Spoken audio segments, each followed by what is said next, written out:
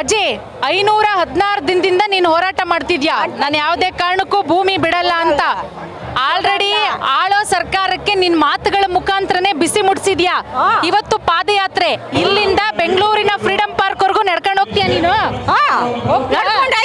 ಈ ವಯಸ್ಸಲ್ಲೂನು ಹ್ಯಾಡ್ ತೆಗೆದ್ಬಿಡು, ನೀನ್ ಹ್ಯಾಡ್ ತೆಗಿಯಜ್ಜಿ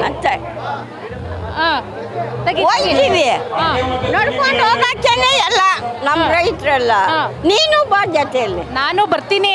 ಈಗ ನಿಖಿಲ್ ಕುಮಾರಸ್ವಾಮಿ ಅವರ ನೇತೃತ್ವದಲ್ಲಿ ಆಗ್ತಾ ಇರೋ ಪಾದಯಾತ್ರೆ, ನಿಖಿಲ್ ಕುಮಾರಸ್ವಾಮಿ ಅವರು ನಿಮ್ ಜೊತೆಗೆ ಕಳೆದ ಕೆಲ ತಿಂಗಳುಗಳಿಂದ ನಿಂತ್ಕೊಂಡಿದ್ದಾರೆ.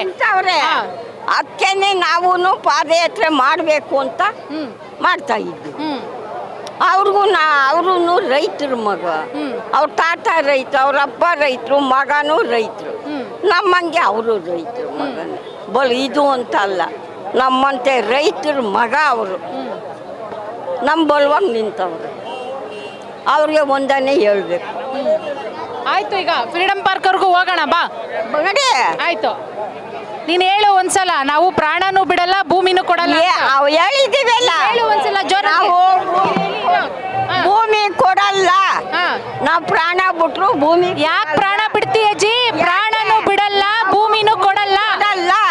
ನೀನೇನ್ ಹೇಳ್ಬೇಕು ಗೊತ್ತಾ? ಪ್ರಾಣನೂ ಬಿಡಲ್ಲ, ಭೂಮಿನೂ ಕೊಡಲ್ಲ. ಹಂಗೆ ಹೇಳಿದ್ರಿ ಅವ್ರಿಗೆ. ಹೇಳು. ನಾವು ಭೂಮಿ ಕೊಡಲ್ಲ, ರೈತರು ಇದು ಮಾಡಲ್ಲ, ಪ್ರಾಣನೂ ಬಿಡಲ್ಲ, ದನ ಕರ ಅವೇ ನಾವು ಕೊಡಲ್ಲ. ನಮ್ಮ ಭೂಮಿ ನಮ್ಮ ಹಕ್ಕು, ನಮ್ಮ ಭೂಮಿ ನಮ್ಮ ಹಕ್ಕು ಎಲ್ಲ ಆಗದೆ. ಇನ್ನೇನು ಮಾತಾಡಿ